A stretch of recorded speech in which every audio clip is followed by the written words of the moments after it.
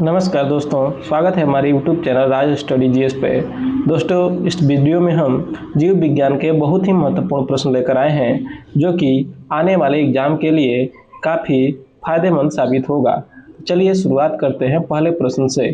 पहला प्रश्न है कि मानव शरीर की सबसे बड़ी ग्रंथि कौन सी है? तो इसका राइट आंसर है ऑप्शन नंबर बी, यकृत। यकृत मानव शरीर की सबसे बड़ी ग्रंथि है। अग्नाशय के बारे में देखेंगे तो अग्नाशय को हम मिश्रित ग्रंथि कहते हैं और इसी ग्रंथि से इंसुलिन हार्मोन का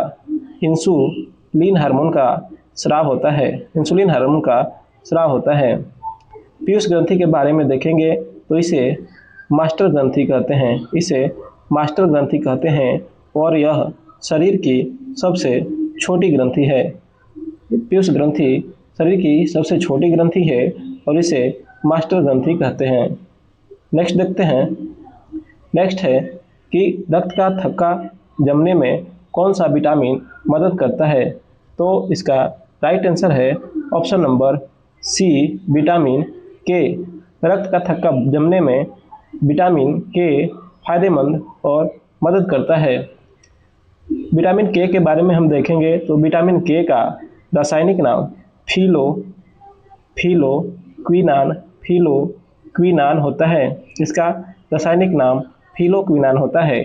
वहीं विटामिन ए के बारे में देखेंगे तो विटामिन ए हमारे आँखों के लिए फायदेमंद होता है और इसका वैज्ञानिक नाम रेटिनॉल होता है। वहीं विटामिन सी के बारे में हम देखेंगे तो विटामिन सी हमारे घावों को भरने में काफ़ी सहायता प्रदान करता है और विटामिन सी का रासायनिक नाम एस्कॉर्बिक अम्ल होता है। विटामिन सी का रासायनिक नाम एस्कॉर्बिक अम्ल होता है। वहीं विटामिन ई के बारे में देखेंगे तो विटामिन ए का रासायनिक नाम जो होता है वह टेकोफिरोल होता है। विटामिन ई का रासायनिक नाम टेकोफिरोल होता है। अगला है कि कोशिका का पावर हाउस किसे कहा जाता है? तो इसका राइट आंसर है ऑप्शन नंबर सी, माइटोकॉन्ड्रिया। कोशिका का पावर हाउस माइटोकॉन्ड्रिया कहा जाता है। वहीं राइबोसोम को कोशिका की प्रोटीन फैक्ट्री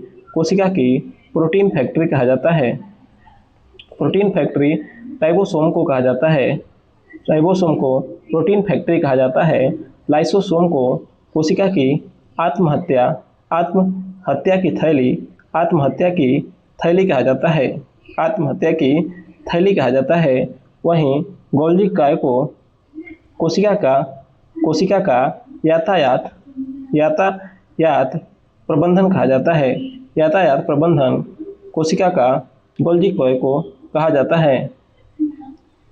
नेक्स्ट है कि मानव शरीर में कुल कितनी हड्डियां होती हैं? तो इसका राइट आंसर है ऑप्शन नंबर बी, 206। मानव शरीर में कुल 206 हड्डियां होती हैं, जबकि नवजात शिशु में कुल हड्डियों की संख्या लगभग 300 तक होती है। और हड्डियों का अध्ययन जो है ऑस्टियोलॉजी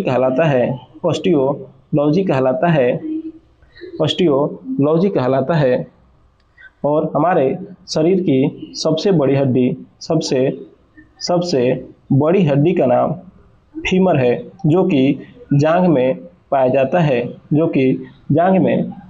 है। नेक्स्ट देखते हैं कि इंसुलिन की कमी से कौन सा रोग होता है? तो इसका राइट आंसर है ऑप्शन नंबर बी। आपको पहले ही बता दिए कि इंसुलिन का स्राव अग्नाशय ग्रंथि से होता है और इसके कमी से मधुमेह नामक रोग होता है। घेंघा रोग आयोडीन की कमी से होता है। घेंघा रोग आयोडीन की कमी से होता है। वहीं एनीमिया रोग आयरन की कमी से होता है। और हैजा जो है जीवाणु के कारण होता है। ये सभी काफ़ी महत्वपूर्ण प्रश्न है। नेक्स्ट देखते हैं कि अनुवांशिकी के पिता किसे कहा जाता है?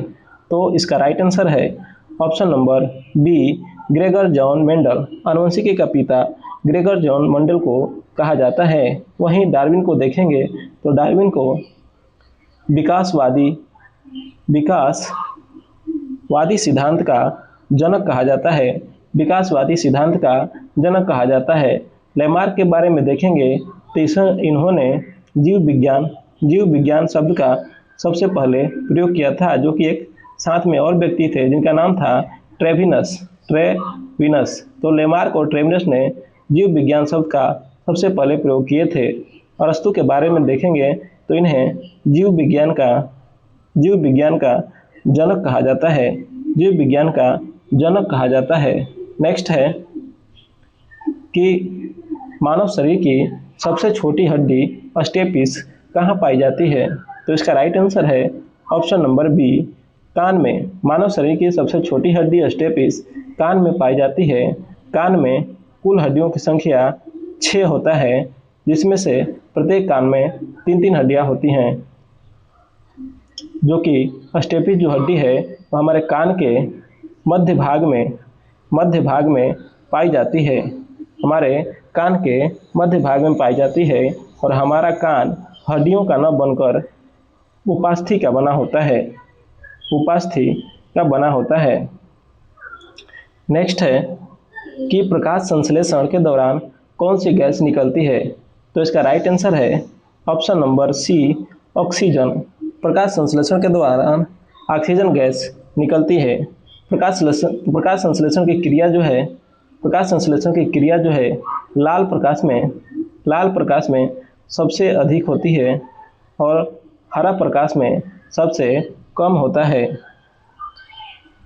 नेक्स्ट है और लास्ट है कि आत्महत्या की थैली किसे कहा जाता है?